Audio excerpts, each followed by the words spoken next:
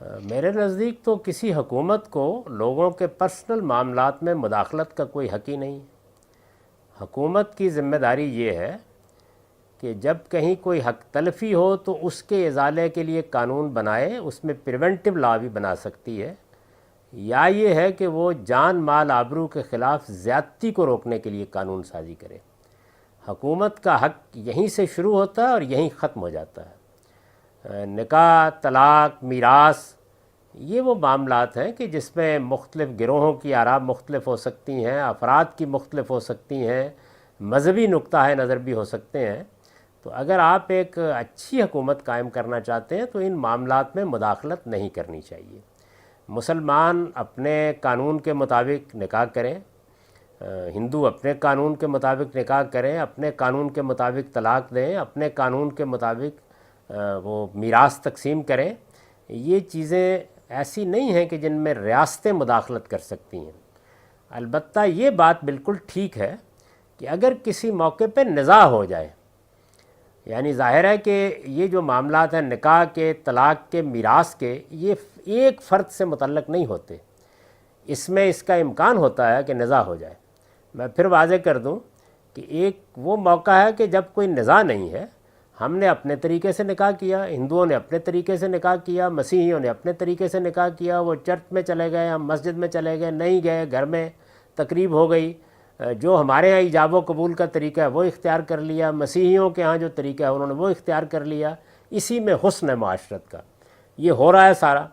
اب کوئی نزاع ہو گیا، یعنی جھگڑا ہو گیا، نکاح کے معاملے میں ہو گیا، طلاق کے معاملے میں ہو گیا، میراث کے معاملے میں ہو گیا، اس میں دونوں طریقے بالکل ٹھیک ہیں۔ یعنی یہ کہ کوئی حکومت یہ فیصلہ کرے کہ جس گروہ کا مسئلہ ہے اسی کے قانون کے مطابق ہم فیصلہ سنائیں گے، جیسے کہ ہندوستان میں انگریزوں نے اختیار کیا آگے۔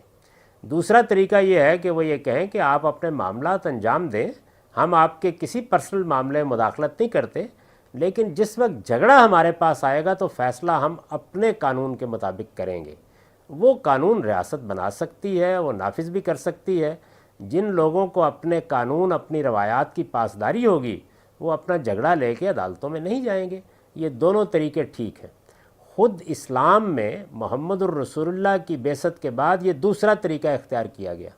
چنانچہ سورہ مائدہ میں یہ بیان ہوا ہے کہ مدینے میں یہود بھی تھے، اہل کتاب کے لوگ بھی تھے، تو یہ صاف صاف بتا دیا گیا کہ آپ حضرات اپنے فیصلے خود کرنا چاہیں، ہمیں کوئی اعتراض نہیں ہے، آپ اپنی عدالتوں میں اپنے مقدمے لے جائیں، کوئی اعتراض نہیں ہے، لیکن اگر معاملہ ہمارے سامنے آئے گا تو پھر ہم اپنے قانون کے مطابق فیصلہ کریں گے۔ تو میرے نزدیک صحیح بات یہ ہے، اس لیے کوشش یہی کرنی چاہیے کہ مسلمان اسی اصول کو دنیا بھر میں منوائیں، کیونکہ اگر نکاح اور طلاق کے معاملات میں مثبت مداخلت ریاستیں کریں گی تو یہ ان کے حدود سے تجاوز ہے۔ نکاح کیسے ہونا ہے، طلاق کیسے دینی ہے، اس کے پیچھے صدیوں کی تاریخ ہوتی ہے، اس کے پیچھے روایات ہوتی ہیں، اس کے پیچھے رسوم ہوتی ہیں، اس کے پیچھے مذہب بھی ہوتا ہے جیسے ہمارے ہاں ہے۔